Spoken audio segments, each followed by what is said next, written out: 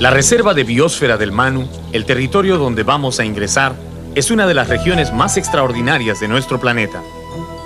Alberga a más especies de animales y plantas que ninguna otra selva del mundo, y en las orillas de sus serpenteantes ríos viven numerosas tribus de nativos, muchos de los cuales no han visto nunca a un forastero.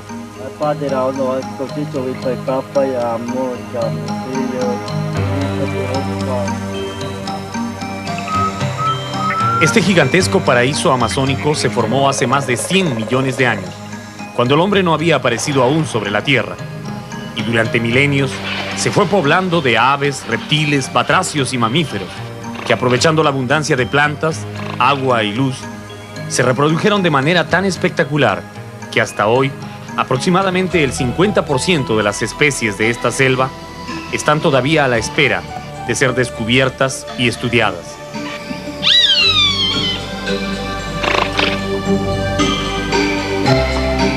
Pocas zonas protegidas del mundo son tan grandes como el Manu. La reserva tiene una superficie de 2 millones de hectáreas. Es casi del tamaño de una pequeña nación europea. Comienza en las praderas andinas a 3.900 metros de altura y pasando por los bosques enanos y nubosos que cubren las laderas de las montañas, se adentra en las vastas selvas amazónicas, situadas a solo 300 metros sobre el nivel del mar.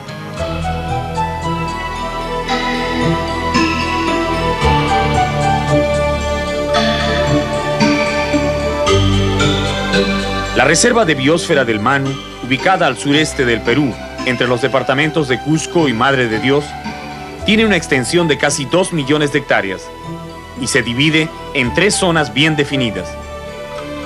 El Parque Nacional o Zona Intangible, donde no está permitido el ingreso de turistas ni visitantes. La Zona Reservada, donde se permite solo el turismo ecológico y la investigación científica. Y la Zona Cultural, en la que viven algunas comunidades nativas y colonos dedicados a actividades agrícolas. Este es el último refugio del jaguar americano, la nutria gigante, el águila arpía y el caimán negro, animales que están en grave peligro de extinción. El Manu pertenece al Perú y a la vez es patrimonio de todo el mundo. Este es el paraíso que vamos a visitar.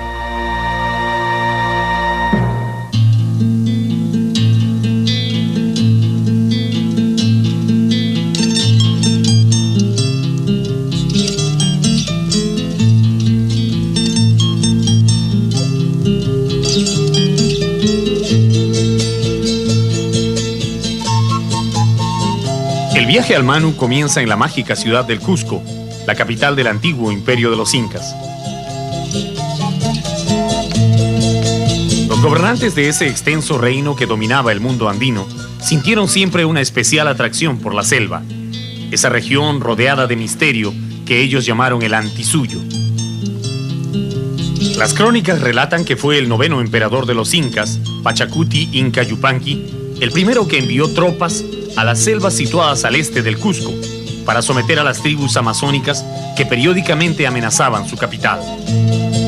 Las leyendas hablan de un valeroso general llamado Otorongo Achachi que sometió a las tribus del Manu a la autoridad del Inca.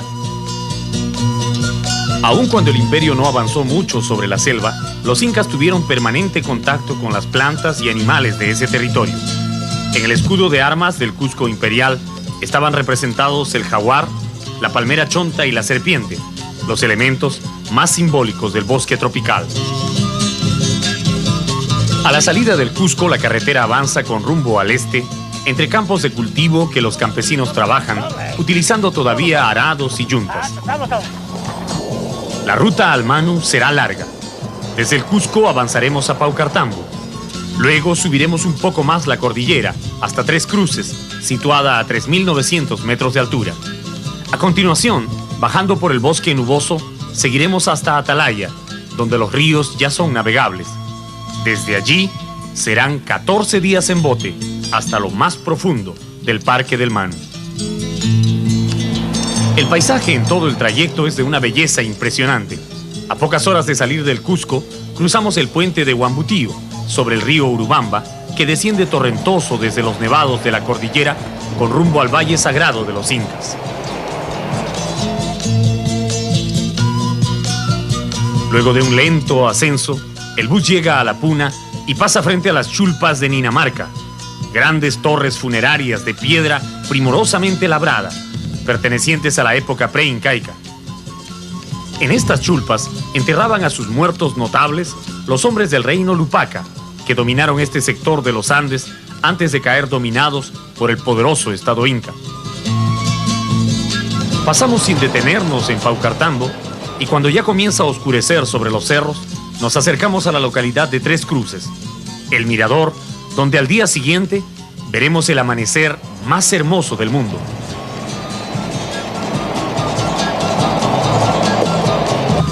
Nuestra primera jornada en la ruta al Manu ha concluido.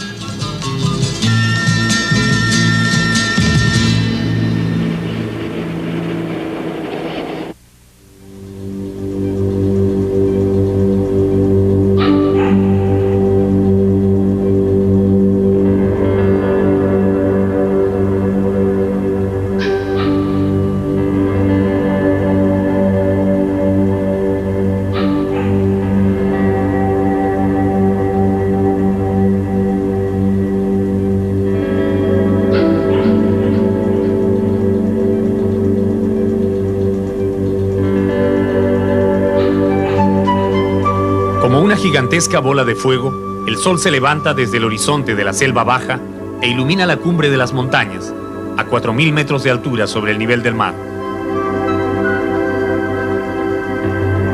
Este glorioso espectáculo se ofrece a los ojos del viajero una sola vez en todo el trayecto, pero es inolvidable. Estamos al otro lado de los Andes orientales, y desde aquí se aprecia claramente el espeso manto de nubes que cubre el gran bosque nuboso. Esa es la puerta de entrada al Manu.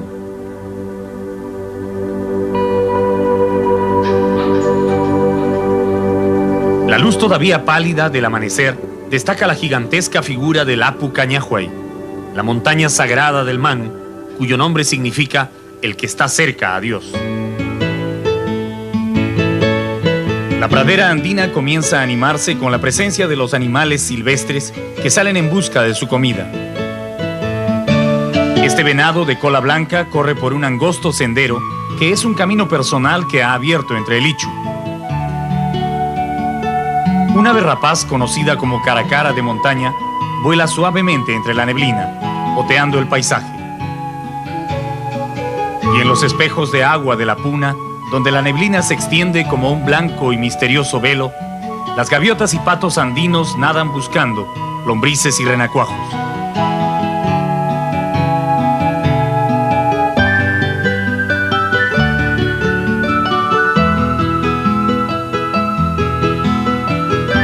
Cuando el sol calienta un poco, dejamos el refugio de Tres Cruces, donde hemos pasado la noche, y nos acercamos al borde de la cordillera para mirar todo el camino que nos falta recorrer.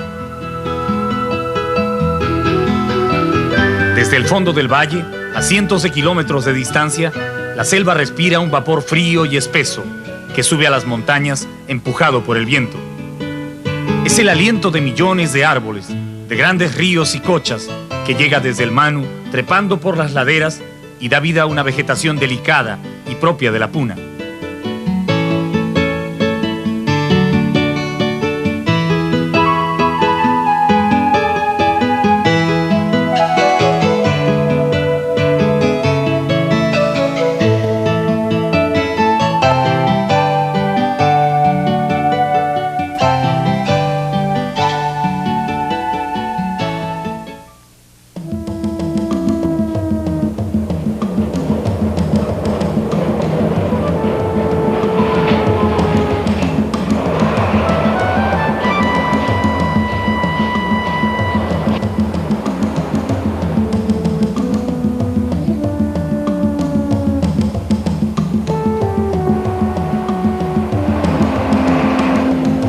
Al pasar este túnel entramos en el valle del río Cosñipata.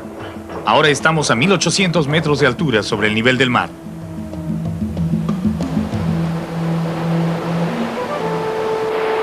El paisaje cambia repentinamente. La vegetación cubre por completo las montañas. Árboles y plantas crecen con fuerza, aprovechando el clima más templado y la abundancia de agua. Esta es una región de hermosos arroyos y cascadas. Desde lo alto de las laderas, el agua se precipita hacia el fondo del valle, salpicando de rocío las más variadas especies de flores.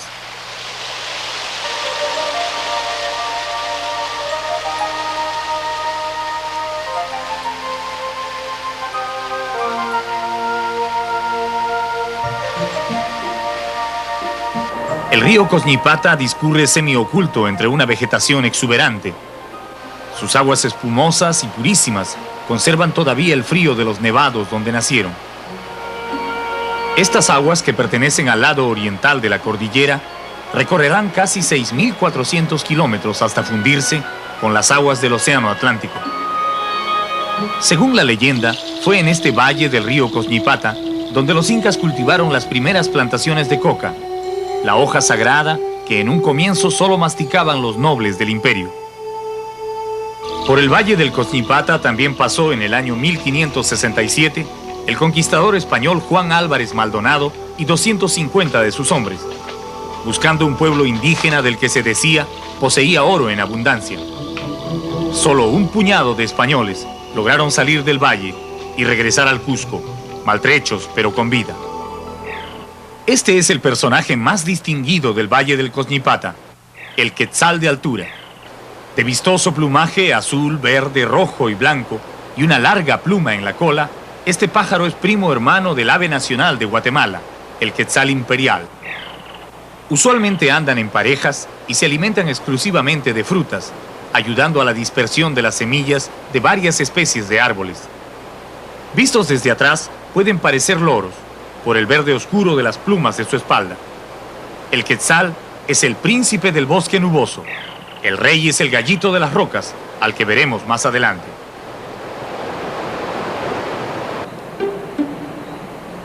Un atrapamoscas canela, experto en capturar insectos al vuelo, está parado en su rama favorita. Se le nota inquieto, como si esperara algo. Repentinamente vuela, pero regresa casi enseguida a su rama. ¿Habrá ido a ver a alguien? Canta nervioso y continúa esperando a alguien que no viene. A unos metros de ese árbol está la razón de sus preocupaciones. La atrapamoscas canela hembra, que parece no tener ninguna prisa en acudir a la cita. Ella arregla sus plumas con esmero y se toma las cosas con calma. Mientras tanto, el señor atrapamoscas se impacienta y lanza nuevamente su grito de reclamo. Una vez más va a ver si ya está lista, pero regresa de inmediato. ¿Cómo se demora?, parece decir. Ella, por su parte, ha terminado de arreglarse y ahora solo le falta afilar su pico. Nuestro amigo en su rama se aburre en la espera.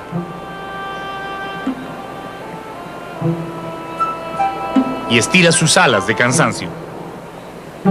Una última vez se va a ver si ya ha terminado y regresa verdaderamente molesto. Ella, todavía en su rama, piensa que ya lo hizo esperar bastante y sale a su encuentro. Bueno, al fin están juntos, pero parece que las cosas no van nada bien, porque ni se miran ni se hablan. Ella parece preguntarse, ¿qué le pasa a este? Y sin más, lo deja allí parado. Y bueno, ¿quién entiende a las atrapamoscas?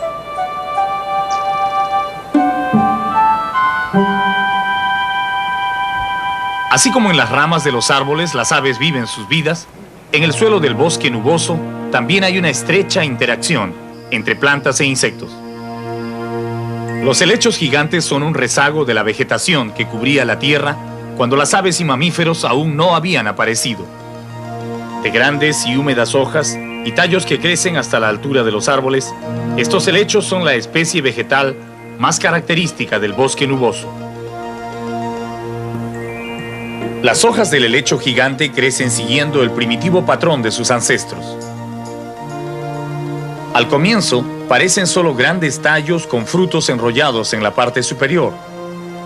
Luego, esos rizos se estiran y se convierten en hojas de las más diversas formas. Cuando la hoja está todavía enrollada, es frecuente observar curiosos insectos caminando entre sus esporas. Esto se debe a que la planta produce una sustancia dulce y viscosa parecida al néctar de las flores que atrae irresistiblemente a los insectos. Pero lo más interesante es que cada especie de helecho atrae a un tipo específico de insecto, el que se ha especializado en ese helecho, y ayuda a la planta a dispersar las esporas que le sirven de semillas. El insecto se alimenta del dulce líquido que le regala el helecho y en retribución lo ayuda a reproducirse. Estas son amistades que se han desarrollado en millones y millones de años de evolución. Si algún día desapareciera este insecto, probablemente también desaparecería la planta que depende de él.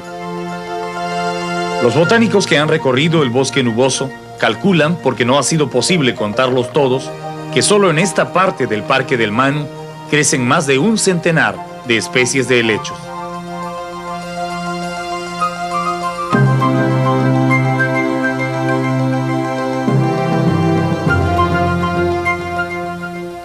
Para ver al rey del bosque nuboso es necesario levantarse muy temprano.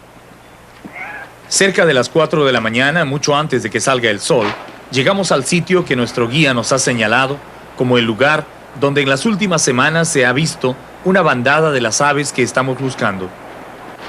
Procurando no hacer mucho ruido, comenzamos a instalar y probar nuestros equipos, haciendo equilibrio en una plataforma que 2 ayudantes han instalado durante la noche.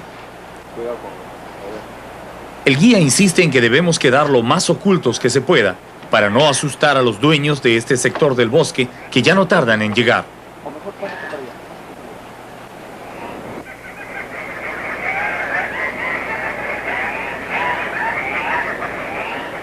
Cuando las primeras luces del sol iluminan las copas de los árboles, unos extraños gritos y cacareos nos advierten que ya vienen. El ruido es ensordecedor. Un cacareo frenético anuncia que ya llegaron, y el primero se para en una rama cerca de nuestra cámara. Sus plumas brillan bajo la luz eléctrica que estamos utilizando. Aquí está, el gallito de las rocas, nombre científico, Rupicola peruviana, el ave nacional del Perú.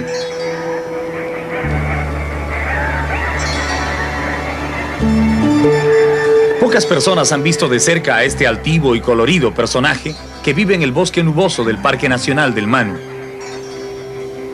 Es casi del tamaño de una gallina pequeña. Su pico está semioculto por un penacho de plumas que le da una forma redondeada a la cabeza. Y su mayor atractivo es el brillante plumaje, color rojo anaranjado, que lo destaca nítidamente en el fondo verde de su hábitat. Han pasado apenas unos minutos desde la salida del sol y a nuestro alrededor hay casi 2 docenas de gallitos que van y vienen saltando de rama en rama. Estos pájaros no han dormido aquí, ni tampoco han venido a comer. Están en este sector del bosque para cumplir un rito que se realiza todas las mañanas: el baile para escoger pareja.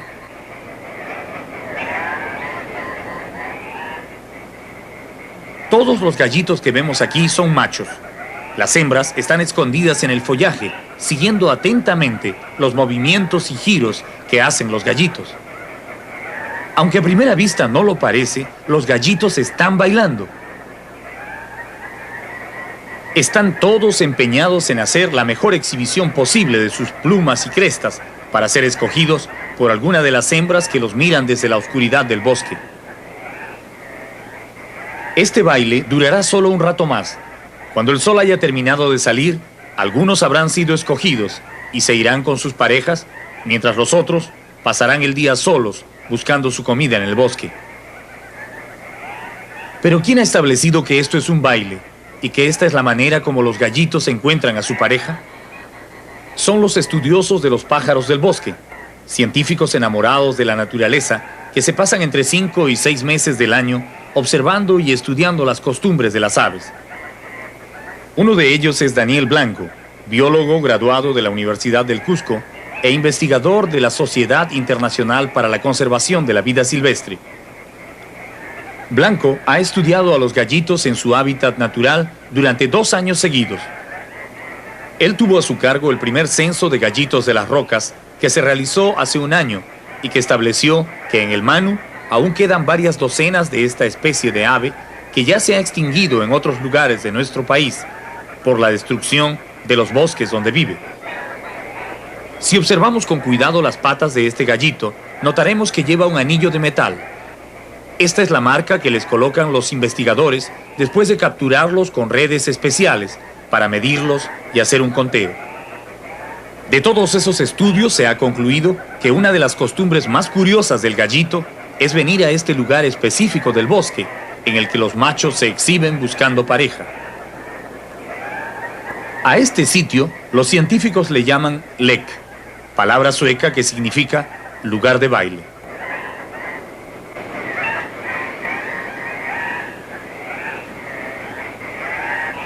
Siempre tienes que venir a lugares tan peligrosos para mirarlo. Bueno, sí, también para haber capturado he tenido que estar colgado así de lianas, de ramas.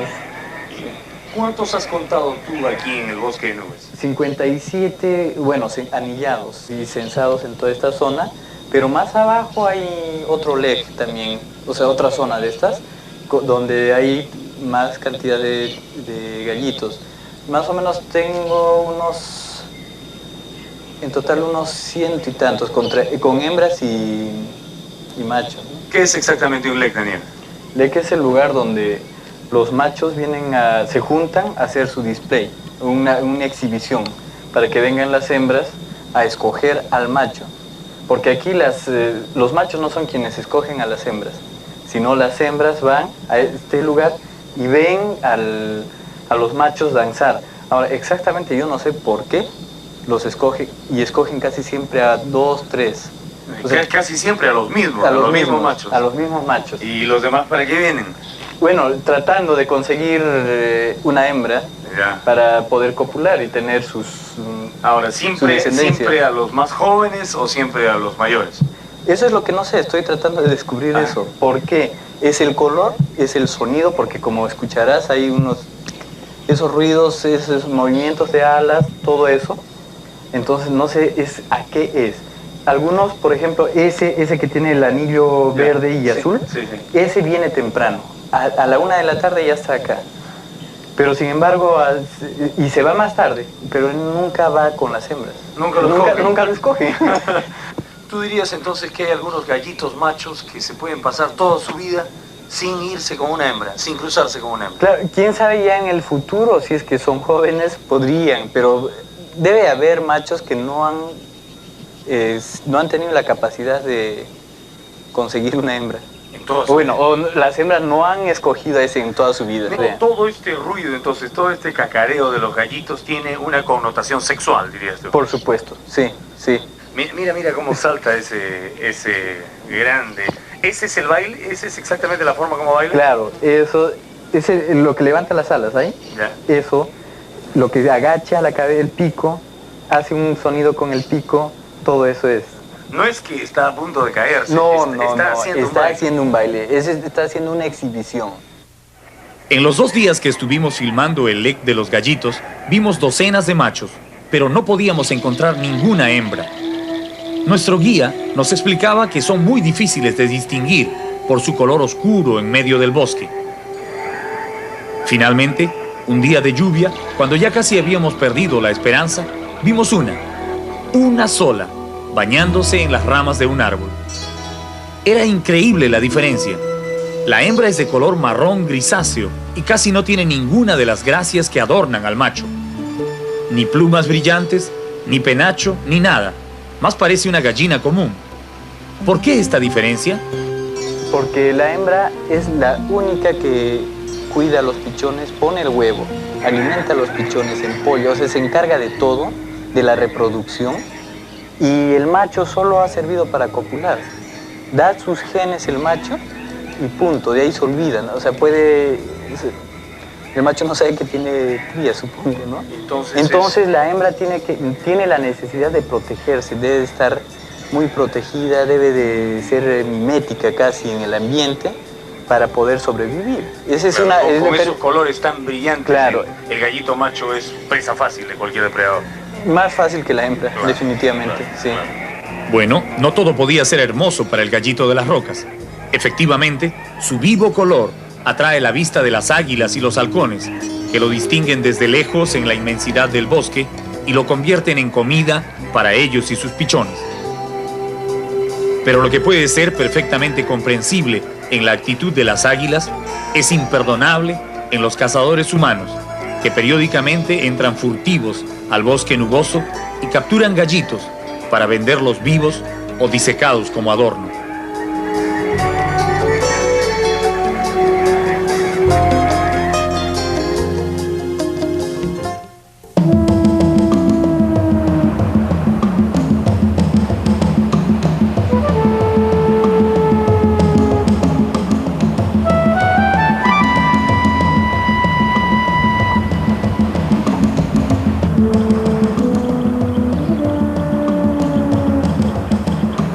Luego de 5 días de filmación, dejamos el bosque nuboso y continuamos el avance a la selva baja. Esta carretera es muy poco transitada. Solo la utilizan los escasos colonos que viven dentro del parque y aquellos que van de turismo al Manu. Desde que salimos del Cusco hemos avanzado más de 250 kilómetros en dirección al este. Nos acercamos al poblado de Atalaya. Allí cambiaremos nuestro bus por un bote para continuar el viaje por río. En el puerto de Atalaya embarcamos todos nuestros equipos, además de comida y agua para 15 días. Al entrar al Manu, ya no habrá ningún sitio donde conseguir comida. Aquí se une a nuestra expedición el ingeniero Adolfo Cuentas, jefe del Parque Nacional, quien nos acompañará en todo el recorrido.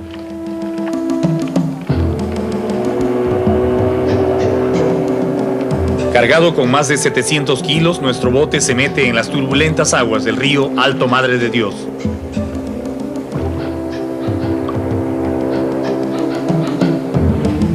Dos personas conducen el bote. Un motorista que regula la velocidad y un tanganero que, sentado en la proa, se encarga de advertir de la presencia de troncos o bancos de arena.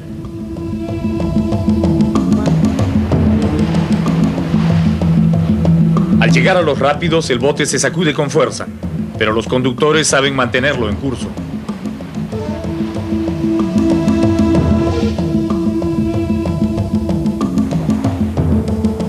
Avanzando por el río Alto Madre de Dios, estamos ingresando en el corazón de la gran selva tropical del Manu.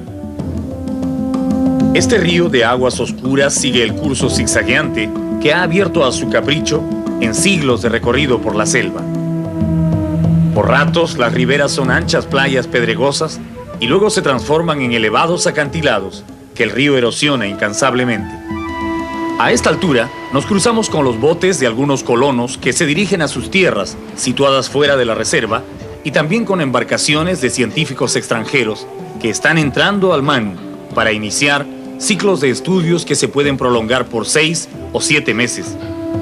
El Manu es la reserva de biosfera que más científicos atrae de todas partes del mundo, porque es el único lugar donde todavía se puede estudiar animales, plantas y aves en un ambiente totalmente alejado de la civilización moderna.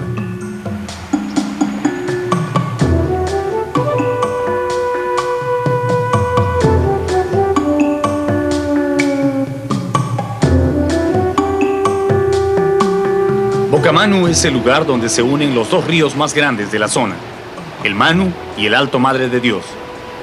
Sus aguas se juntan, pero se niegan a mezclarse durante algunos kilómetros. Desde el aire se distingue claramente el encuentro entre el río principal y su afluente.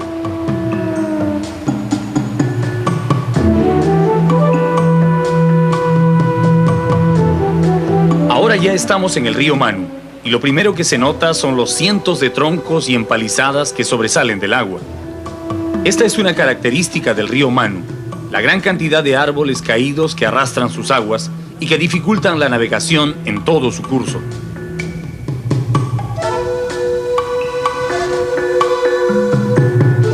En las selvas del Manu, la mayoría de los animales viven escondidos en el follaje. Pero viajando por el río, es posible ver una gran cantidad de aves, pájaros, reptiles y mamíferos que convierten una jornada de navegación en una experiencia inolvidable. Ahora vamos a compartir este hermoso espectáculo.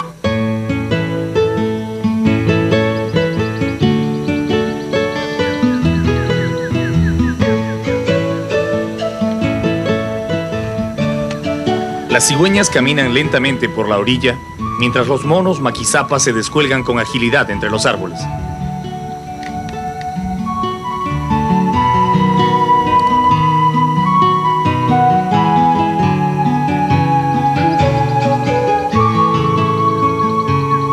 Y un camungo se pasea indiferente al ruido que hacen los monos en el bosque.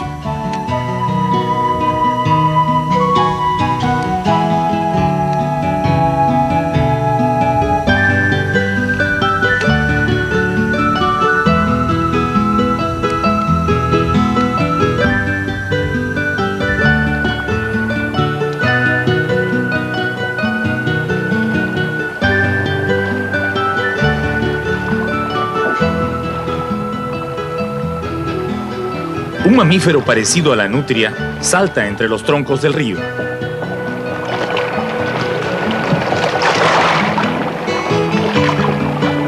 Es un manco que se alimenta de peces, aves y huevos que encuentra en el bosque.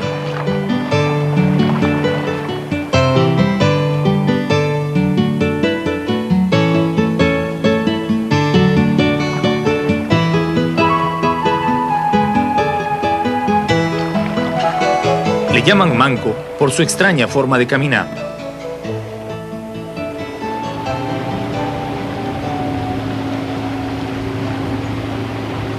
Nuestro bote se cruza ahora con una familia numerosa que trata de cruzar el río. Es una pareja de gansos del Orinoco, con 7 gansitos de apenas unos días de nacidos. Tan pronto se percatan de nuestra presencia, los padres abandonan a sus crías y se alejan en dirección contraria. Pero no están huyendo, más bien tratan de atraer nuestra atención para ayudar a que los gansitos escapen. Los pequeños parecen no entender la estrategia y se apresuran a seguir a sus padres. El guía quiere coger uno para tomar unas fotos. Papá ganso aletea en el agua como invitándonos a atraparlo a él. Ahora los gansitos huyen en desbandada, adentrándose en la corriente del Mani. La madre se desespera y regresa para ayudar a sus pequeños. Repentinamente, todos los gansitos desaparecen. Apenados nos preguntamos si no habrán sido arrollados por el bote. Pero no, estos pequeños ya saben bucear y han encontrado refugio en el agua. Uno por uno van saliendo a la superficie, alejándose del bote. Los padres comprenden que el peligro ha pasado, que los incómodos visitantes ya se marchan y regresan a reunir a la familia. El próximo invierno, los gansitos ya estarán suficientemente grandes como para volar, junto con sus padres, a otra región del mundo en busca del sol.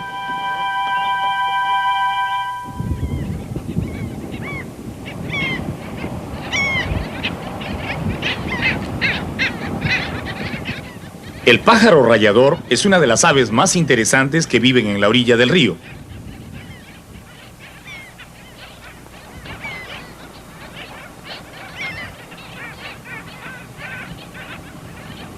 Usualmente se juntan en grupos de 20 a 30 individuos y se paran en las playas arenosas a tomar el sol o esperar el momento propicio para buscar su alimento.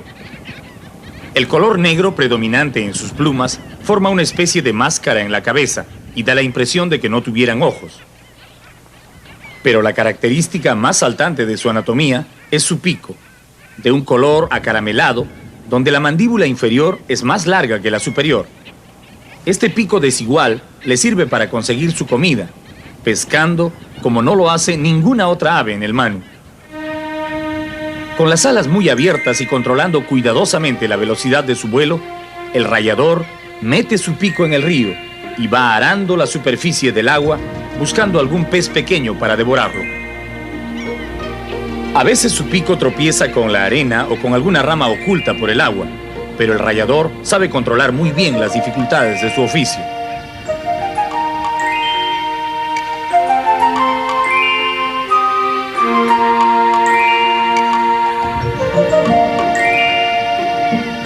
En todo el mundo existen únicamente 3 especies de rayadores, una en África, una en el sudeste de Asia y una en América. Pero las bandadas más grandes están aquí, en la selva del Manu.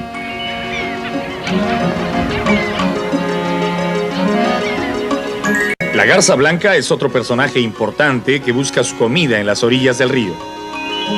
De reluciente plumaje, estas aves tienen el vuelo más elegante de toda la selva.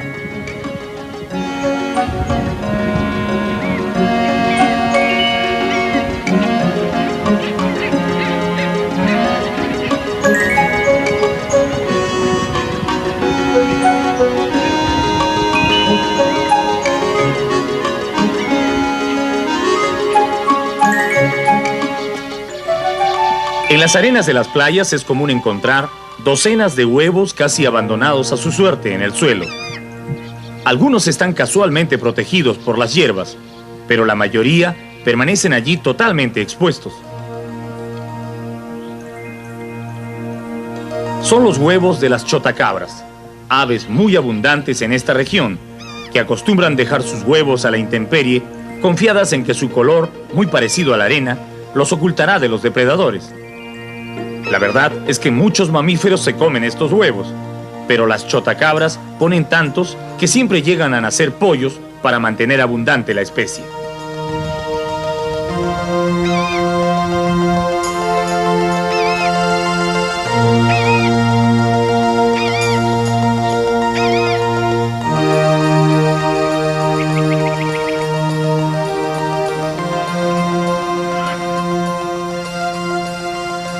Los pequeños chorlitos de río de rostro enmascarado son las aves más alegres y distinguidas de las playas del río Manu.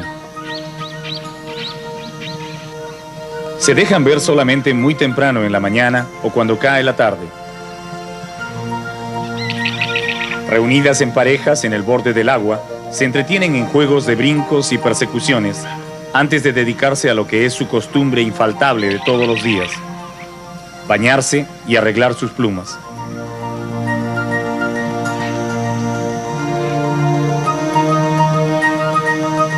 Con un esmero que no deja de llamar la atención, estos chorlitos patilargos dedican entre 20 y 30 minutos diarios a su aseo personal.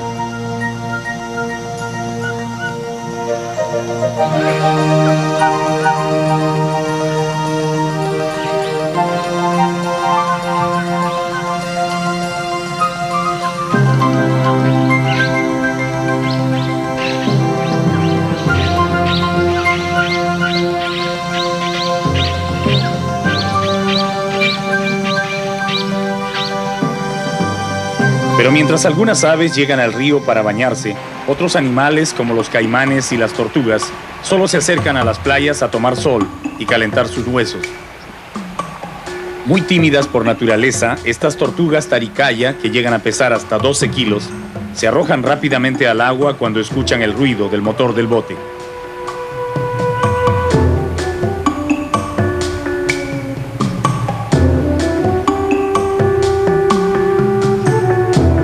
El río es un gran escenario de la vida silvestre, pero son las cochas o lagunas el lugar donde verdaderamente se concentra la más variada y abundante fauna de la selva tropical. Hacia ellas nos dirigimos ahora.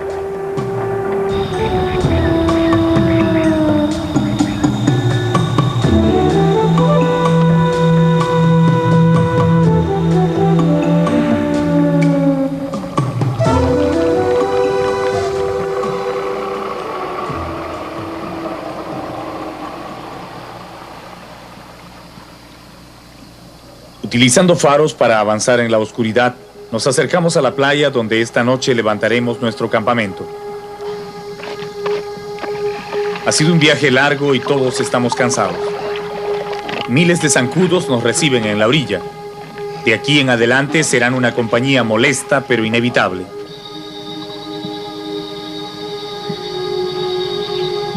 Aunque los ojos no los distinguen, en la oscuridad viven millones de insectos de todo tipo, que buscan su alimento como cualquier otro ser vivo. Los más abundantes son los zancudos, que pican a los mamíferos y les extraen la sangre. Pero no todos pican. Los científicos han descubierto que solo la hembra del zancudo lo hace. En la época de la incubación, la hembra necesita proteína para producir sus huevos, y la encuentra en la sangre de los mamíferos que virtualmente no tienen cómo defenderse de sus ataques. Felizmente los insectos son también comida de otros habitantes de la noche, los sapos y las ranas. Antonio Salas tiene una profesión poco conocida por la gente, pero muy importante en el mundo de la ciencia. Es un herpetólogo, un experto en ofidios y batracios. Su trabajo se realiza siempre de noche y preferentemente en lugares húmedos y pantanosos. En los últimos 3 años, Antonio ha estado recorriendo los pantanos del Parque Nacional del Manu, recolectando y estudiando los más variados tipos de batracios. Su objetivo es conocer cuántas especies de sapos y ranas viven en esta selva y qué utilidad pueden tener para la ciencia. Lo que no deja de asombrarle es que cuanto más busca, más variedades se encuentran. ¿Cuántas especies más o menos de ranas y de sapos ha estudiado usted aquí en el pantano? Bueno, en una noche así como esta, que recién empieza la época de lluvia, se puede encontrar tranquilamente entre 8 a 10 especies de anfibios, ¿no? Pero en general hay muchísimas más. Hay mucho más, sí. Puede llegar, se ha encontrado en algunos otros lugares hasta 70 especies de ranas y sapos en un solo lugar. Los brillantes colores de estos sapos son como un cartel luminoso que advierte a todos los habitantes del pantano de cuáles son las armas y defensas con que cuenta este individuo. Muchos sapos poseen una mezcla de complejos venenos en la piel, algunos de los cuales pueden paralizar el ritmo cardíaco de sus enemigos o interrumpir la transmisión de las neuronas. Algunas tribus del Manu han aprendido a extraer el veneno de los sapos y lo utilizan para emponzoñar las puntas de sus flechas. En el pantano, los colores pueden ser hermosos, pero la amenaza es mortal. Los científicos, por su parte, han encontrado que las cardiotoxinas que exuda el sapo podrían ser de mucha ayuda en el tratamiento de enfermedades humanas, pero aún falta investigar más y hacer experimentos.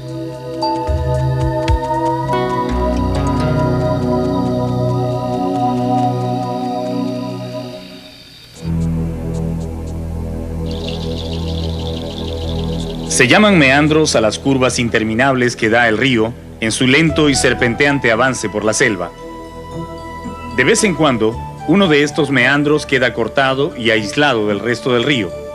Entonces se convierte en una cocha o lago de herradura, un lugar que rápidamente se llena de vida y desarrolla sus propias características.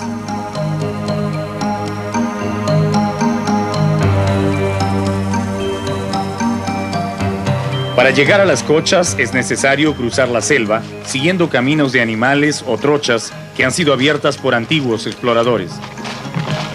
Usualmente las cochas están ubicadas a solo 1 o 2 kilómetros del río, pero su vegetación, fauna e inclusive sus aguas son bastante diferentes a las del río que les dio origen.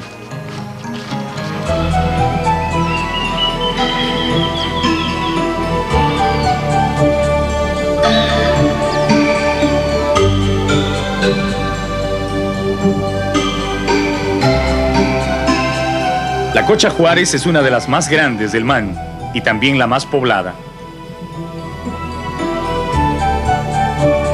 Todo el ámbito de la cocha es tan quieto y apacible que da la impresión de estar totalmente deshabitado. Pero el rumor de las voces, gruñidos y cantos de los animales nos advierte que allí, entre las plantas, en el agua y en las riberas oscuras, hay miles de seres vivos siguiendo atentamente todos nuestros movimientos.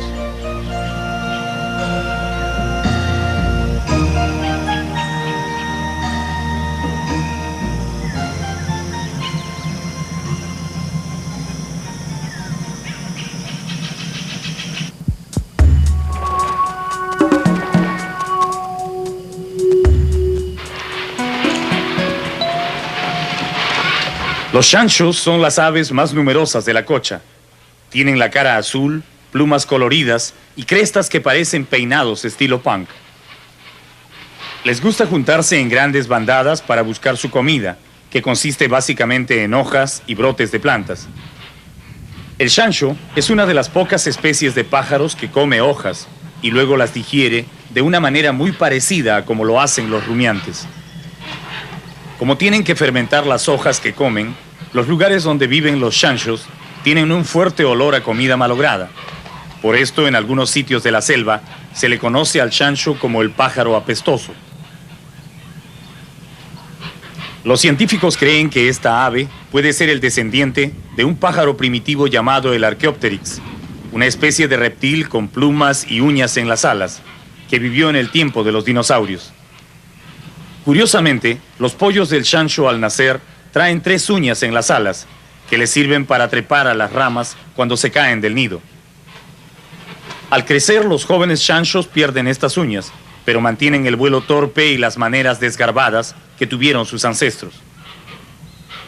Por su color, los chanchos son atractivos, pero su carne es magra y de mal olor. Eso ha provocado que casi nadie, ni hombres ni animales, se interesen en el chancho como alimento, lo que le permite a estos pájaros vivir tranquilos y sin apuros en las cochas.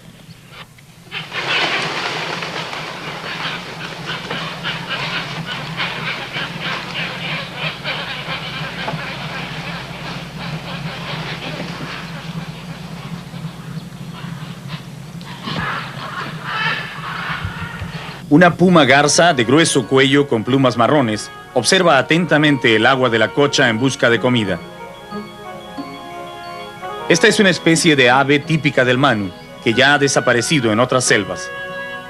De apetito voraz, la puma garza se alimenta de peces y crías pequeñas de reptiles.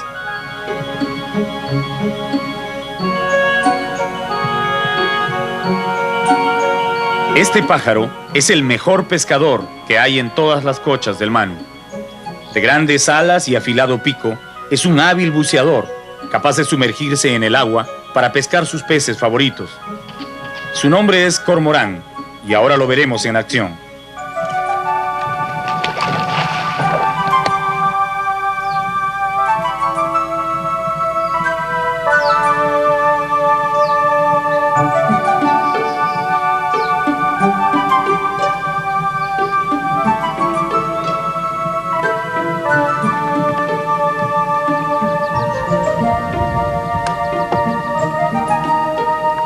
El cormorán parece que ha cogido una carachama pequeña y ahora se apresura a dirigirse a la orilla para devorarla.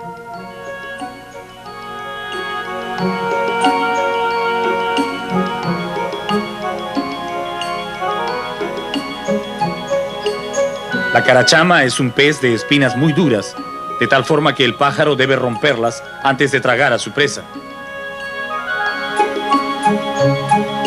Aun cuando el pez parece grande, para el cormorán será solo un bocadillo a lo largo del día. El gaznate del pájaro se ensancha para dar paso a la carachama, que ha sido devorada con escamas y todo.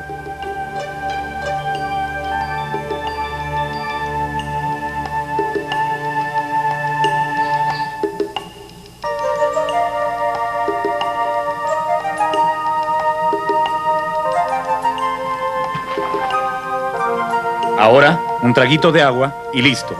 A buscar más comida.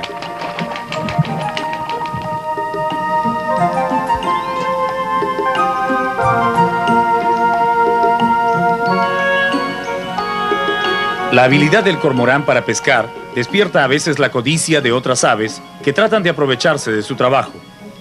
Es el caso del águila mamavieja, que parada en los árboles de la orilla, observa atentamente las evoluciones del cormorán, que acaba de atrapar otro pez en la cocha.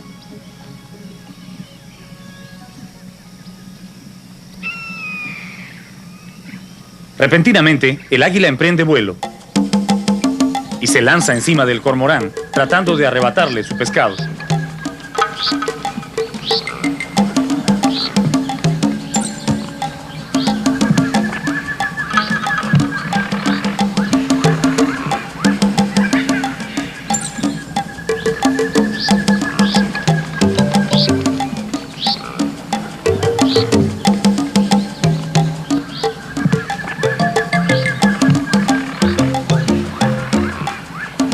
Luego de 3 ataques, el águila se aleja sin haber logrado quitarle su pescado al cormorán. Lo único que consiguió fue que el ave pierda su presa en el agua. Pero no importa, el cormorán podrá pescar otro enseguida. Será el águila la que pase hambre esta mañana.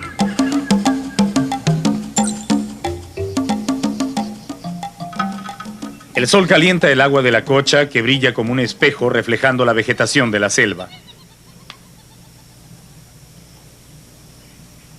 Nuestro catamarán se acerca lentamente a la orilla, tratando de hacer poco ruido, para no asustar a los tuki-tuki que picotean las hierbas de la orilla. Estas aves tienen unos dedos y uñas extraordinariamente largas, que les sirven para caminar con seguridad entre las plantas flotantes de la orilla. Este diseño de sus patas les permite conseguir alimento allí donde otras aves no pueden llegar. Pero tienen que comer con las alas siempre listas para volar, porque desde las oscuras aguas de la cocha, escondido entre las hierbas, vigila un formidable enemigo que de un solo salto podría devorarlos sin darles tiempo a nada.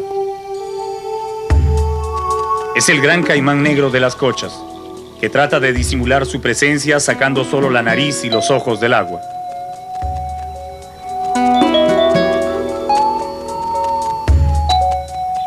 Un martín pescador que ha visto la cabeza del caimán sobresaliendo del agua, prefiere quedarse quieto en su tronco hasta que pase el peligro. Experto en capturar peces lanzándose al agua en picado, este martín pescador es uno de los pocos sobrevivientes de su especie en tierras americanas. El pájaro cardenal, que al parecer ya ha comido suficiente, arregla sus plumas a unos metros de distancia. Repentinamente, él también nota la presencia del gigantesco caimán y lanza su grito de alerta. Un tuki-tuki prefiere ponerse a buen recaudo y vuela a un lugar seguro en medio de la cocha. Parado en este tronco junto a dos cormoranes, observa el agua tratando de distinguir la figura del reptil en el fondo de la cocha. Los cormoranes creen que estarán más seguros en la orilla y se alejan del lugar.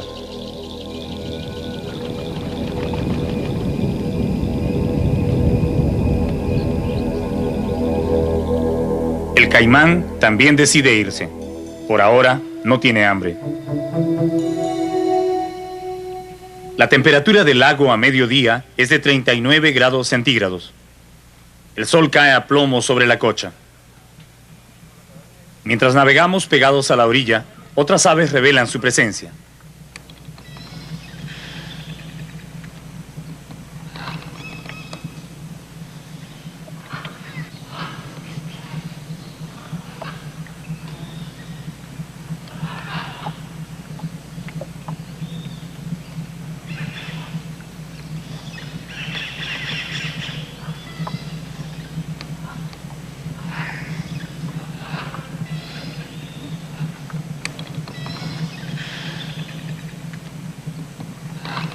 De todas las aves que viven en el ámbito de las cochas, el más altivo es el gavilán de los caminos, llamado así porque le gusta pararse en los árboles que crecen al lado de las sendas y trochas.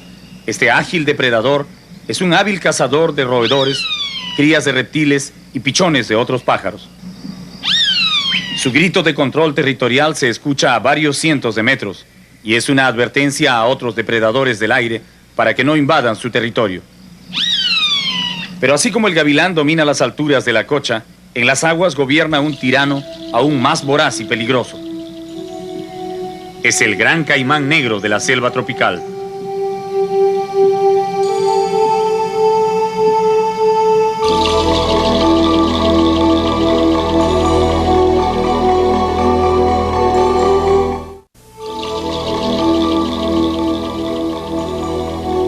Inmóvil como una roca y rugoso como un tronco, el gran caimán negro de las cochas del Manu espera pacientemente la llegada de una presa que le sirva de alimento. Pariente cercano de los reptiles dominantes que vivieron en la era mesozoica hace 200 millones de años, el caimán negro es una criatura del pasado que sobrevive intacta en este hábitat aún intocado por el hombre. Mirándolo nadar suavemente en la cocha, resulta difícil creer la teoría científica que afirma que este enorme reptil es familia más de los pájaros que de las lagartijas y las serpientes. Pero es totalmente cierto. Una rama de sus antepasados, los arcosaurios, evolucionaron millones de años atrás y se convirtieron en pájaros. Este caimán es un primo lejano que no llegó a volar. El caimán negro adulto mide en promedio 5 metros de largo, pero en algunas cochas se han encontrado reptiles de hasta 6 metros. Caimanes de este tamaño son rarísimos fuera de la reserva de biosfera del Manu, porque las posibilidades de vivir lo suficiente para alcanzar esa longitud son casi nulas, debido a la intensa caza de que han sido objeto para quitarles su preciado cuero, que se utilizaba para fabricar carteras y zapatos. En los últimos 50 años, el caimán negro, o Melanosuchus niger, casi ha desaparecido de las selvas americanas. El Manu es su último refugio.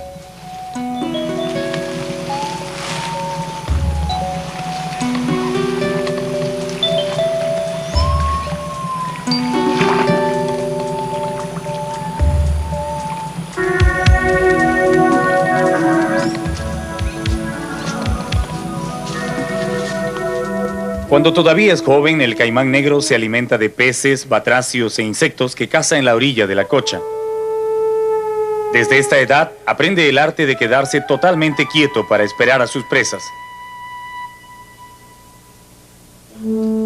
Conforme va creciendo y aumenta su apetito, busca presas más grandes, como venados, ronsocos, sajinos y otros mamíferos que bajan a beber a las orillas del lago.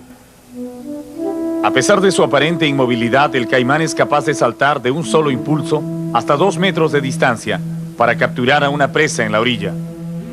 Atrapa a sus víctimas por la cabeza y luego las arrastra al agua, donde las ahoga y las devora poco a poco.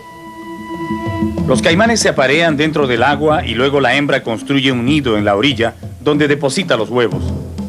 Las crías nacen aproximadamente a los 3 meses y al principio solo comen insectos y pequeños batracios. Solo un pequeño porcentaje de las crías llega a la etapa juvenil y todavía menos alcanzan la edad adulta.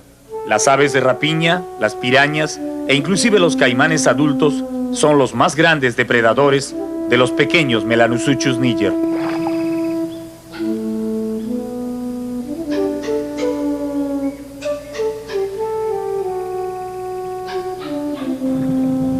Contrariamente a lo que se ve en las películas, el caimán no ataca al hombre por puro gusto. En las cochas del Manu infestadas de caimanes, es posible nadar tranquilamente sin ser atacado por los reptiles, que más bien se alejan ante la presencia del hombre. Tampoco las pirañas atacan como en el cine. En estas aguas viven las temibles pirañas rojas de la Amazonía, y la verdad sobre ellas es que solo atacan si huelen y sienten la sangre de su presa en el agua. En nuestro recorrido por las cochas llegamos a entablar una cordial pero siempre respetuosa amistad con los caimanes. En esta región protegida por las leyes de la reserva, el caimán negro no le teme al hombre, porque éste no ha tenido la oportunidad de hacerle daño. Desde el catamarán es bastante fácil agitar el agua y llamar a los caimanes adultos imitando el bajido de sus crías.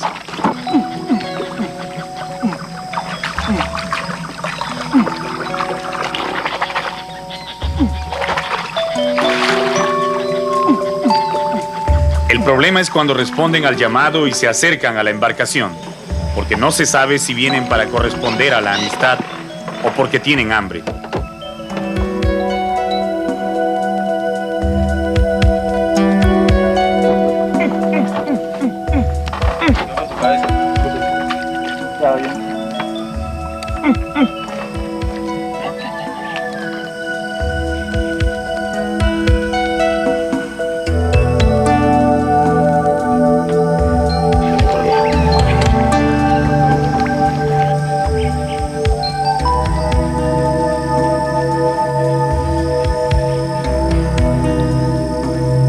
Cuando el caimán está hambriento, recorre sus dominios de un lado a otro, buscando prácticamente cualquier cosa para comer.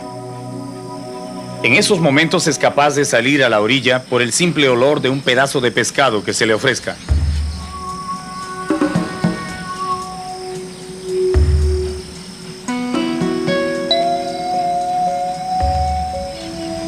Empujando sus 180 kilos de peso, el reptil trepa a la orilla lentamente, con la vista fija en la comida.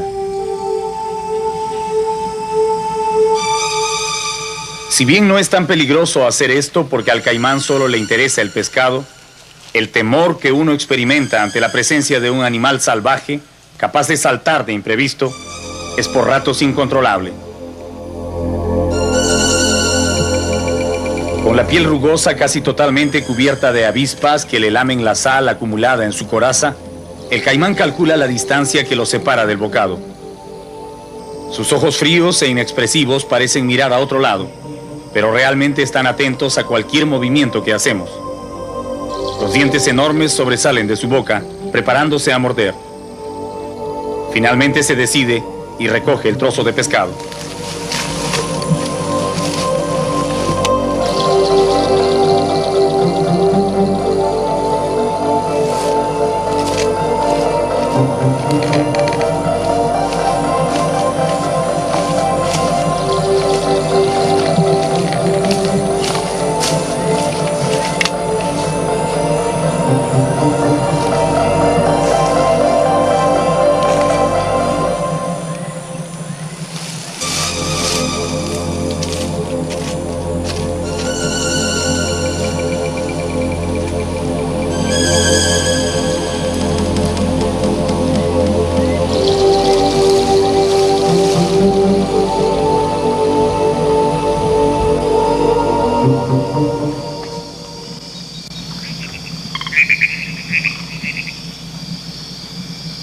En la noche regresamos al lago para visitar el hábitat del caimán. La suave luz de la luna envuelve al catamarán que avanza lentamente en dirección a las orillas más oscuras donde viven las familias de caimanes. Un caimán adulto, probablemente atraído por nuestras luces, se acerca a la embarcación y mira atentamente a uno de nuestros compañeros. Si el reptil quisiera, de un solo salto podría arrancar al muchacho del bote y arrastrarlo al fondo de la cocha, pero da la impresión que solo desea curiosear.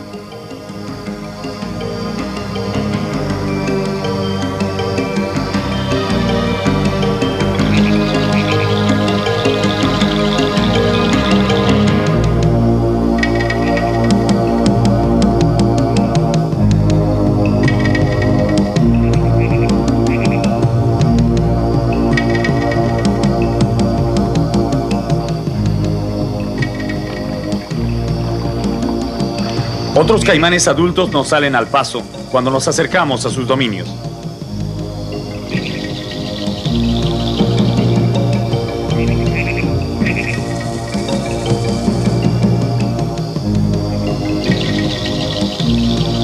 El guía se propone capturar un caimancito para grabarlo de cerca. Se dice que es posible capturarlo usando solo las manos. ¡Ah! ¡Buena, buena! Eso, chico. Agárralo bien, agárralo bien. ¿Qué edad le calculas? Debe tener aproximadamente un mes de vida. ¿Un mes de vida?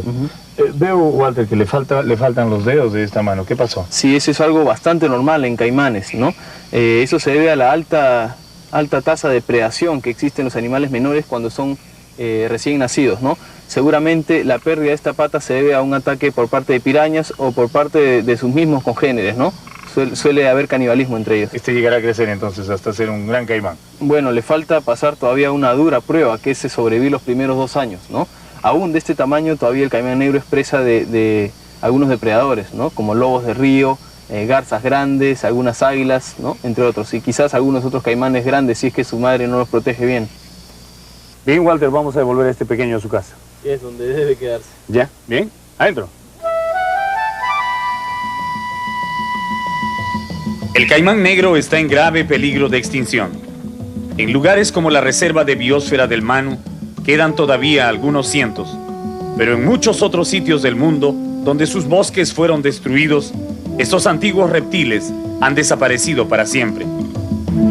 Mientras puedan seguir reproduciéndose en un ambiente libre de contaminación y cazadores como es esta reserva, los caimanes seguirán compartiendo el mundo con nosotros, un derecho que tienen como cualquier otro ser viviente.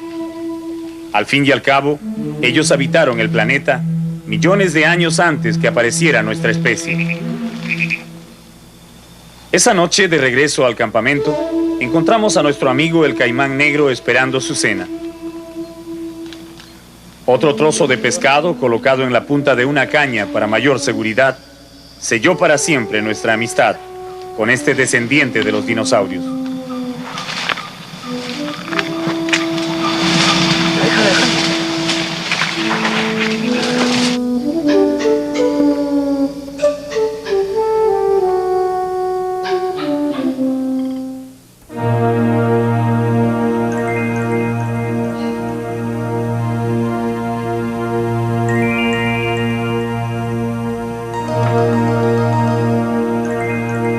En las cochas del Manu, semiocultas en la exuberante vegetación de la selva virgen, el día transcurre lentamente, ajeno por completo al tiempo y a las horas que imperan en el mundo de los hombres.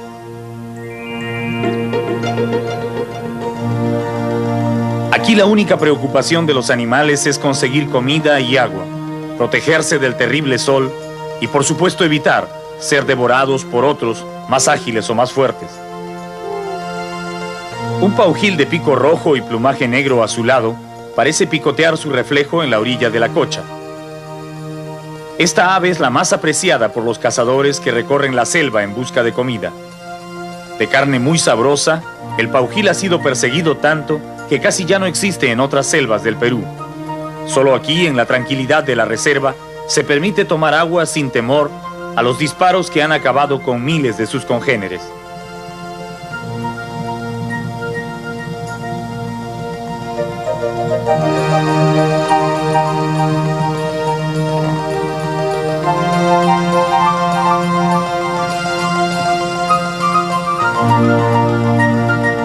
A pocos metros del paujil, un pato aguja, haciendo equilibrio sobre un tronco, extiende las alas para darse aire.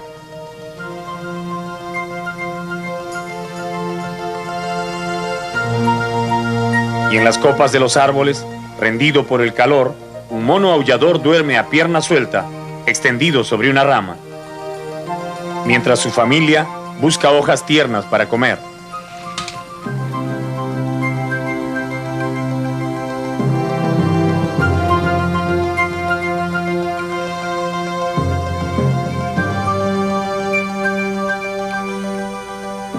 La selva queda inmovilizada por el calor del mediodía.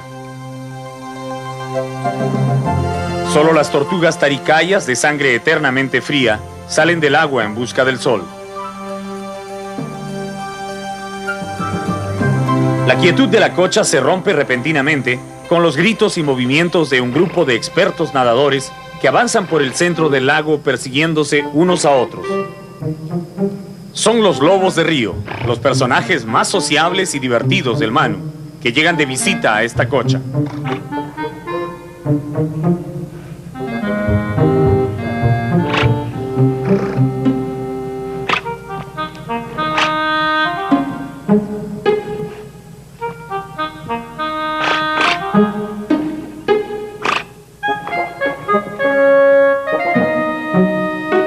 El nombre correcto de estos simpáticos mamíferos es nutria gigante.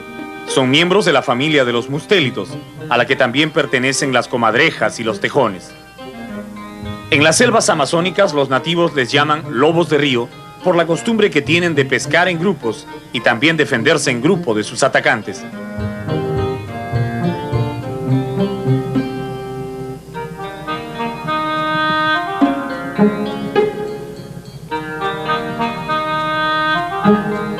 Las nutrias gigantes se pasan el día pescando y jugando y son muy afectuosas entre ellas. Un animal adulto puede llegar a medir hasta 1,80 m desde la cabeza a la cola y pesar aproximadamente 32 kilos. Nadando en la cocha pescan corvinas, doncellas y carachamas que devoran inmediatamente, arrancándoles primero la cabeza para luego desgarrar el cuerpo y engullir hasta los huesos y las escamas. A pesar de que no son muy grandes, su apetito es voraz. Una nutria gigante adulta come hasta 4 kilos de pescado al día. Para esto, deben nadar constantemente, persiguiendo a los peces en las oscuras aguas de la cocha. Se afirma que sus largos bigotes les permiten detectar la presencia de corrientes en el agua y facilitan la persecución de la presa.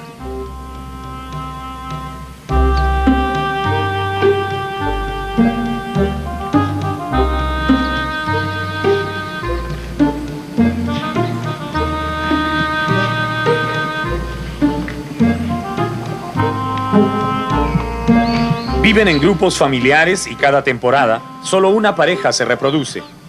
Las hembras dan a luz una camada de 3 a 4 crías en una madriguera común ubicada en la orilla de la cocha, y casi inmediatamente enseñan a nadar a sus pequeños. Las madres son sumamente cariñosas con sus hijos.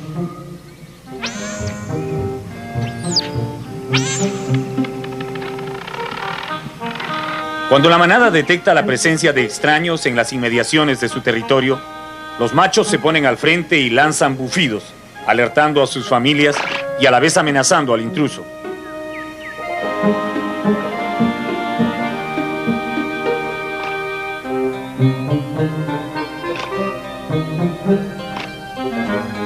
Los lobos de río casi no tienen enemigos naturales. Hasta el gigantesco caimán negro, considerado el señor de las cochas, prefiere hacerse discretamente a un lado cuando llegan las nutrias gigantes. La nutria gigante tiene un solo enemigo mortal contra el que no puede defenderse. Es el hombre. Los cazadores de pieles han perseguido y matado tantas nutrias en los ríos y cochas de la selva amazónica que este hermoso animal está en gravísimo peligro de extinción. Entre los años 1946 y 1973, en el Perú, se cazaron más de 24.000 nutrias de esta especie para exportar sus pieles al mercado mundial. Cosa igual ocurrió en Brasil, donde mataron arriba de 20.000 nutrias gigantes en la década del 60 para abastecer la demanda de los confeccionistas de abrigos y ropa de lujo en Europa y los Estados Unidos. En ese tiempo, las nutrias gigantes por poco desaparecieron totalmente de la selva tropical americana, que es su hábitat natural. Ahora existen leyes muy estrictas que prohíben su caza, y muchas organizaciones internacionales se dedican a protegerlas, pero el daño ya está hecho. Los investigadores creen que en el Manu, donde hay menos de 100 nutrias gigantes, podría estar la colonia más grande que queda en el mundo. Ahora que las leyes peruanas han prohibido totalmente la caza de estos bellos mamíferos y se protege su hábitat en la reserva de biosfera del Manu, las pocas nutrias gigantes que quedan tal vez tengan la oportunidad de aumentar su número y seguir exhibiendo su destreza de grandes pescadores en las cochas y ríos de nuestra selva. Y si alguna vez usted sabe de alguien que vende unas pieles grandes de color marrón oscuro, póngase en alerta y denúncielo a las autoridades. Podría ser la piel de uno de estos amigos que hemos visto en el Manu.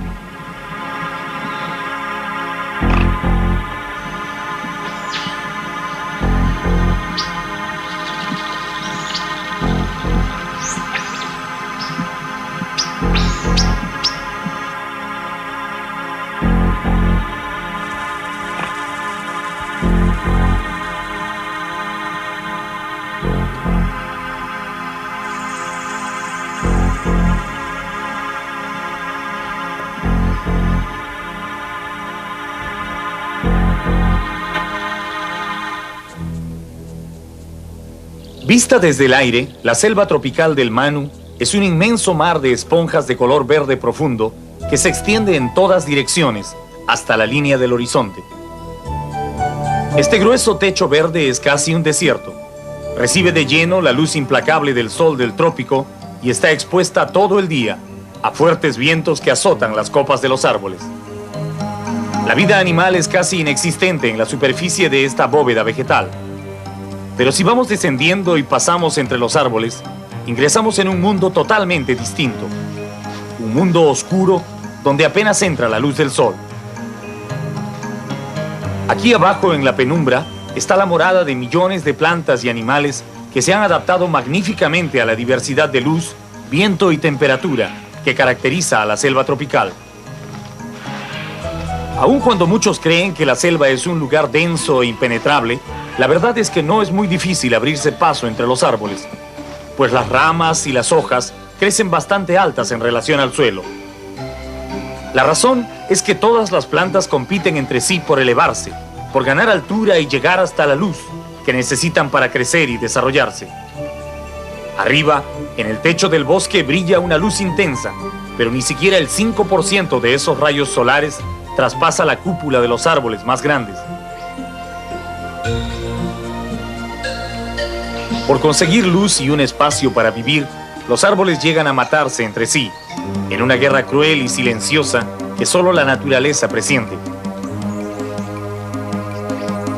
Un protagonista feroz de esta guerra es el ficus estrangulador, una variedad de árbol muy abundante en el Manu que se especializa en matar árboles para crecer sobre los despojos. La batalla comienza cuando una pequeña semilla del ficus, de la que se alimentan monos y murciélagos, es abandonada con los excrementos del animal en las ramas altas de un árbol adulto. El ficus comienza a crecer allá arriba y lanza sus raíces hacia el suelo en busca de alimento. Las raíces crecen rápidamente y se vuelven más gruesas, y comienzan a enroscarse al tronco, abrazándolo con fuerza e impidiendo la circulación de su savia. Tras una dura contienda que puede durar 10 o 15 años, el árbol se seca y se descompone, dejando al ficus como dueño del espacio donde él vivía.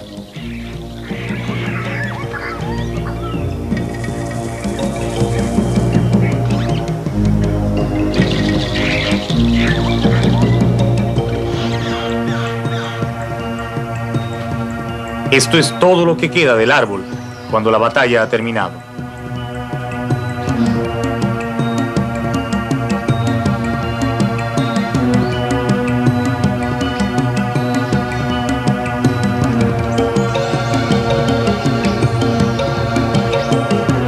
El ficus estrangulador es solo uno de los cientos de casos de canibalismo vegetal que se produce en la selva. Pero así como hay unos árboles que matan a otros para ocupar su sitio, hay árboles que establecen alianzas misteriosas con los insectos para imponerse a sus vecinos. Es el caso del palo santo y las hormigas tangarana. El palo santo crece solo en un claro del bosque. Nadie lo toca y nadie se acerca, ni plantas ni animales. A él lo cuidan las terribles hormigas tangarana, cuya picadura es tan dolorosa como el de una serpiente. Este árbol fabrica en su corteza pequeños túneles y laberintos que le sirven de casa a las hormigas tangarana. Ellas viven allí y a cambio de ese hospedaje le pagan al árbol cortando cualquier planta o arbusto que intente crecer en el mismo suelo que el palo santo.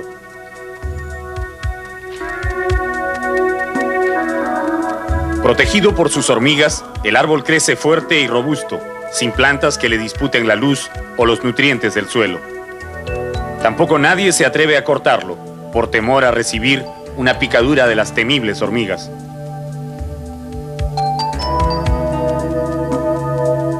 Observen el tronco de este árbol. ¿Pueden ustedes ver algo? Allí está parado un insecto, un peligroso depredador que se alimenta de la carne de otros insectos. Su sistema de camuflaje es tan perfecto que se confunde con la corteza del árbol como si fueran una sola pieza. Solo cuando se mueve es posible identificar a la mantis religiosa, que se ha quedado inmóvil esperando la llegada de algún insecto desprevenido para devorarlo. Se le ha dado el nombre de mantis religiosa por la costumbre que tiene de cruzar sus patas delanteras como si estuviera rezando mientras espera a sus víctimas. Cerca de la mantis religiosa, una mariposa búho descansa totalmente inmóvil en el tronco de un árbol. A diferencia de la mantis, que usa su camuflaje para atacar a sus presas, la mariposa búho confía en que el diseño de sus alas, que semejan grandes ojos, podrán confundir a posibles atacantes. En otro árbol, la lagartija Anolis también se ha quedado quieta, pero con la vista atenta al movimiento de algún insecto, una mantis religiosa, por ejemplo, que le sirva de comida en esta mañana. Y entre las hojas de una planta baja, un grupo de orugas se esfuerza en conseguir alimento, arrastrándose penosamente, mientras esperan el día en que podrán volar, convertidas en mariposas. Los colores tan vivos de estas orugas son sin duda una advertencia a sus enemigos de que son venenosas o tienen muy mal sabor.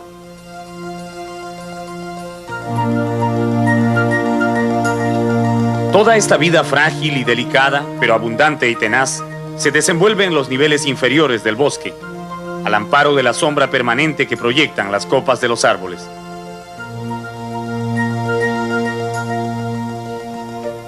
Algo que siempre llama la atención al caminar en las trochas de la selva del Manu son las extrañas formas que adoptan las raíces de los árboles. Cuanto más grande es un árbol, más amplia es la raíz. Los gigantescos troncos, que llegan a crecer hasta 30 o 40 metros de altura, tienen que hacer verdaderos esfuerzos para anclarse al débil suelo de la selva. A pesar de su gran tamaño, estas raíces no penetran en el terreno más que 80 o 90 centímetros.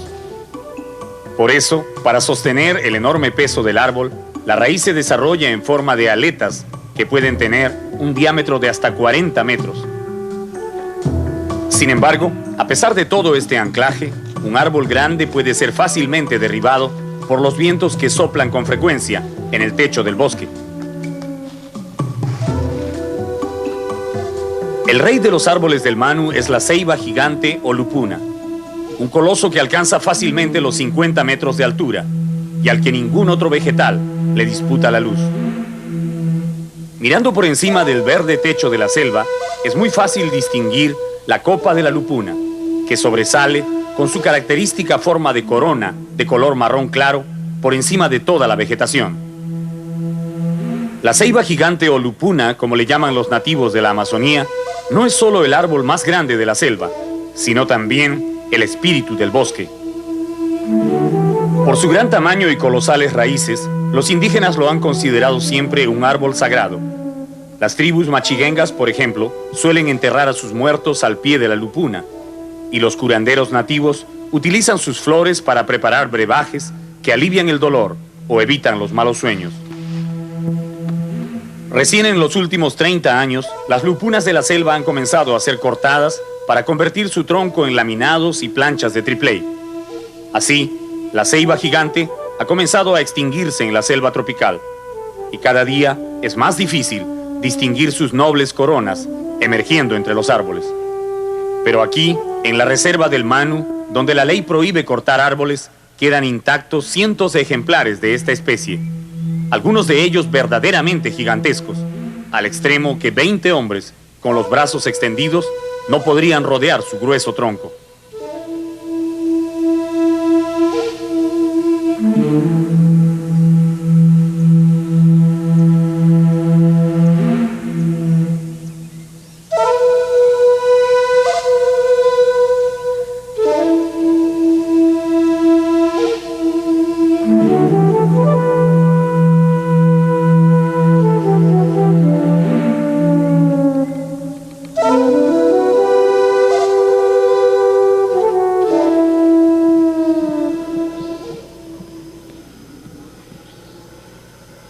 Al navegar por las cochas del Manu, muchas veces en el silencio del mediodía, escuchamos un rugido largo y poderoso, parecido al arranque de la turbina de un jet. Al principio creíamos que era el ruido de algún motor en la lejanía o un avión entre las nubes, pero luego los guías nos explicaron que el autor de semejante grito es solo un mono, el mono aullador, llamado también cotomono, que vive en las ramas altas de los árboles y se alimenta de hojas y brotes tiernos.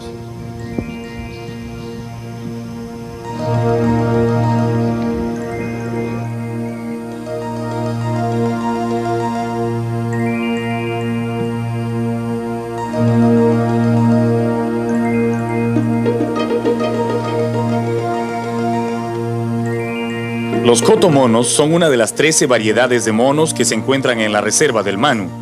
De cuerpo rojizo y cara negra, estos monos pueden llegar a pesar hasta 11 kilos y son particularmente tranquilos y sedentarios. Comer y dormir, esas son las actividades favoritas del cotomono.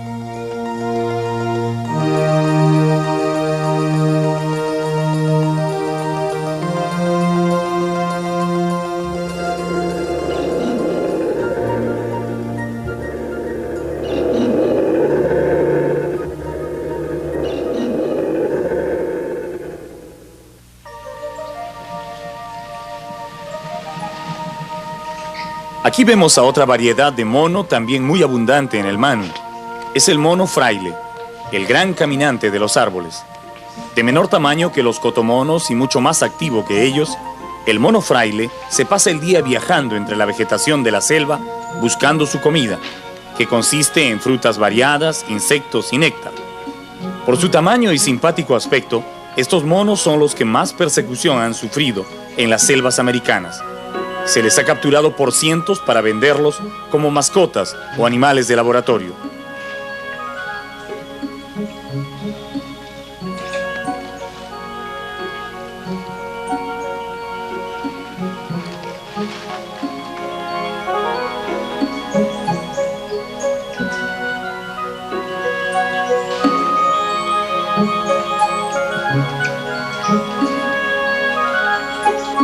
Un machín negro, agobiado por el calor del mediodía, baja de su árbol para chupar con tranquilidad un jugoso fruto que ha encontrado entre las ramas.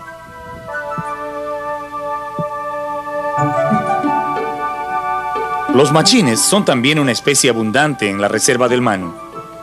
Muy sociables por naturaleza y aficionados a entablar relación con los humanos, los monos machín están siempre merodeando los campamentos en busca de algo para comer. Este sediento y simpático amigo parece que no tuvo suficiente con el fruto y ahora busca, entre las hojas de un platanillo, un poco de agua que calme su sed.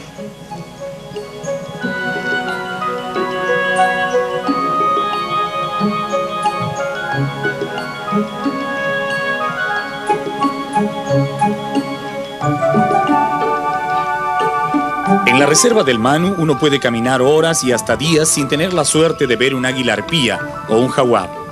Pero lo que no falta nunca son los monos. Monos grandes, pequeños, chillones o silenciosos, ariscos o excesivamente amigables. Los monos, por su gran cantidad y facilidad para hallarlos, son los únicos animales que le hacen pensar al viajero que el territorio por donde está pasando no es tan hostil ni virgen como uno imagina.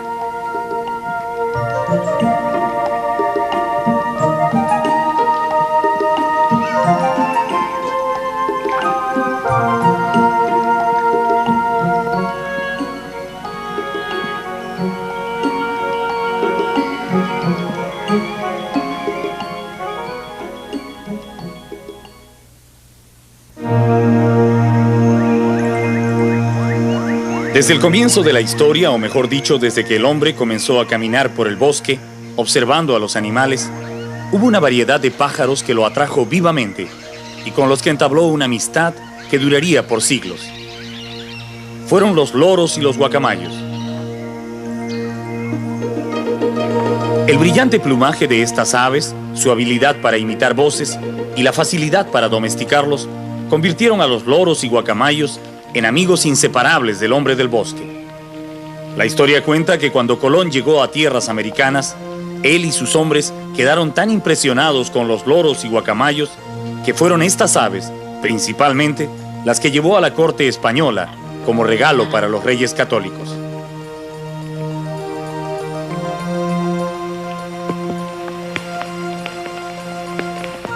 Para ver la gran reunión de los loros y guacamayos del Manu, es necesario apostarse desde muy temprano frente a las colpas donde se congregan a comer puntualmente todas las mañanas, a menos que llueva. Antes de que salga el sol, ya se puede escuchar los fuertes gritos característicos de los grandes guacamayos y los chillidos guturales de los loros. Cuando el sol lanza sus rayos entre los árboles y comienza a elevarse por encima de la vegetación, los pájaros saludan con un ruido ensordecedor la llegada del nuevo día. Las primeras parejas de guacamayos cruzan veloces el cielo y van a posarse en las ramas de los árboles vecinos a la colpa. Luego, lentamente, primero en grupos de 4 o 6 individuos y más tarde en bandadas enteras, guacamayos y loros llegan al sitio de reunión y van haciéndose lugar en los mismos árboles donde se posaron los primeros. El griterío aumenta y es como si se incitaran entre ellos a dejar los árboles y bajar a la colpa. A cada instante llegan más y más parejas, al punto que da la impresión que no queda más sitio en los árboles. Repentinamente, como avisados por una sola voz, los guacamayos saltan de sus ramas y se dirigen a la colpa, donde entran por turnos en grupos de 15 o 20, mientras los demás esperan en los árboles, parloteando entre sí y listos para dar la alarma si se acerca un águila o un tigrillo, los depredadores naturales del guacamayo. La colpa es un promontorio de arcilla casi siempre ubicada en las orillas del río, donde los pájaros se juntan para comer trozos especiales de arcilla negra. No todas las riberas del río son colpas, solo algunos sitios indicados que los pájaros reconocen por instinto, y donde encuentran esa arcilla dura y de color marrón muy oscuro que tanto les gusta. Comen por espacio de 5 a 10 minutos y luego dejan lugar a otros que bajan ansiosamente y se acomodan en las angostas vetas de arcilla. Este es el espectáculo más hermoso de toda la selva, la explosión de color, gritos, aleteos y brincos que dan los guacamayos mientras comen en su colpa cada mañana. Los estudiosos de las aves del Manu se han preguntado siempre cuál es la razón por la que los loros y guacamayos son tan aficionados a comer arcilla. Se ha visto que cuando las colpas son destruidas en las crecientes de los ríos, las aves buscan otra inmediatamente, porque la arcilla parece ser indispensable en su dieta.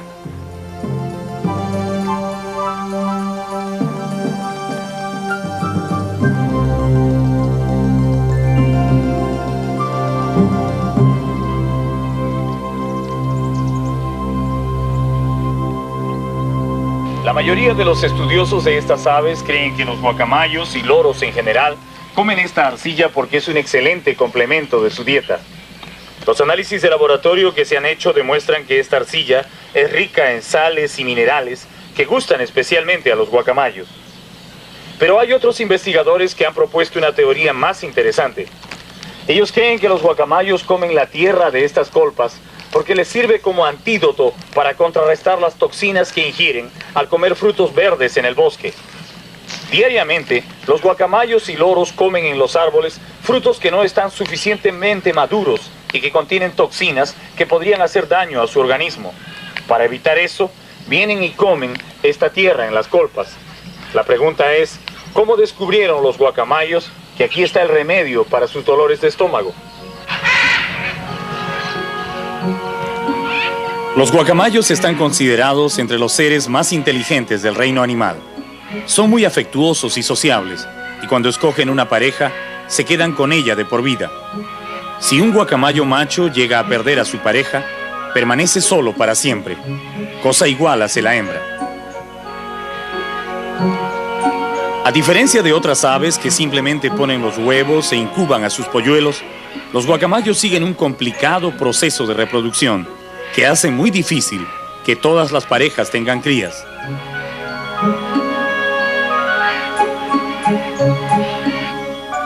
A pesar de que la selva es enorme y de que hay millones de árboles, los guacamayos hacen sus nidos únicamente en los agujeros que excavan en los troncos de las palmeras muertas o en los huecos de ciertos árboles de gran tamaño.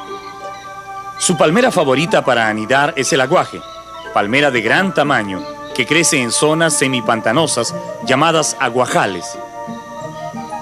Allí, en el hueco de una palmera que ya perdió su copa, la pareja de guacamayos se siente lo suficientemente cómoda para anidar. El problema es que estas palmeras no son muy abundantes y, lo que es peor, como producen unos frutos dulces muy apropiados para hacer refrescos y postres, los pobladores de la selva las cortan constantemente para llevarse los racimos, dejando sin posibilidades de caza a los guacamayos. Este grave déficit de viviendas hace que las parejas de guacamayos se enfrenten en peleas feroces y desesperadas por apropiarse de un hueco. Y otras veces, la pareja tiene que cuidar el nido muchas semanas antes de anidar. La falta de nidos desanima a cientos de parejas que prefieren no reproducirse, provocando el continuo descenso de la población de guacamayos.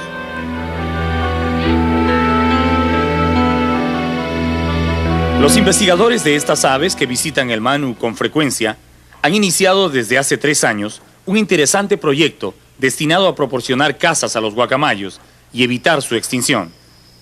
Con fondos que se recogen en ciudades como New York y Washington, los investigadores compran gruesos tubos de PVC y los convierten en nidos artificiales para los guacamayos. Es un trabajo verdaderamente agotador el que hacen estos hombres para ubicar un solo nido en la selva, que servirá a una pareja en la temporada de anidamiento. Colocar un par de docenas de nidos artificiales a veces toma meses, pero los jóvenes del proyecto Loros, como se llama este equipo, saben que su esfuerzo servirá efectivamente para que nuevos polluelos de guacamayos alegren la selva del Manu el año siguiente.